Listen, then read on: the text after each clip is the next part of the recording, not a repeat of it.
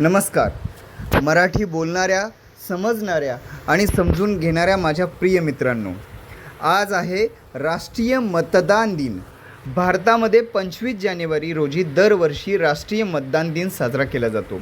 या दिवशी 1950मध्ये स्थापन झालेल्या भारतीय निवडणूक आयोगाच्या स्थापना दिनाची स्मरण केले जाते. या दिवसाचा मुख्य उद्देश मतदानाच्या महत्त्वाविषयी जनजागृती करणे आणि नागरिकांना निवडणुकीत सक्रिय सहभाग घेण्यासाठी प्रेरित करणे हा आहे. हा दिवस प्रत्येक नागरिकाच्या मतदानाच्या अधिकाराची आणि कर्तव्याची जाणीव करून देतो. मतदान हे केवळ अधिकार नसून ते लोकशाही राष्ट्रातील जबाबदारी आहे. त्यामुळे शासन लोकांच्या इच्छेचे प्रतिबिंब ठरते आणि समानता, सर्वसमावेशकता आणि उत्तरदायित्व यांना चालना मिळते. राष्ट्रीय मतदान दिन साजरा करण्यामागील मुख्य उद्देश म्हणजे तरुण आणि प्रथमच मतदान करणाऱ्या मतदारांना निवडणुकीत सक्रिय सहभागी होण्यासाठी प्रेरित करणे.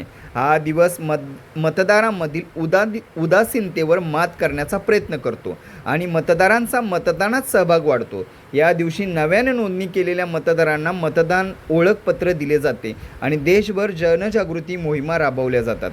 दरवर्षी या दिवशी एक विशिष्ट विषय निवडला जातो ज्यावर भर दिला जातो. उदाहरणार्थ, सर्वसमावेशक निवडणुका, नैतिक मतदान आणि वंचित समाज घटकांना मतदानासाठी प्रोत्साहन देणे हे मागील काही वर्षांचे विषय आहेत.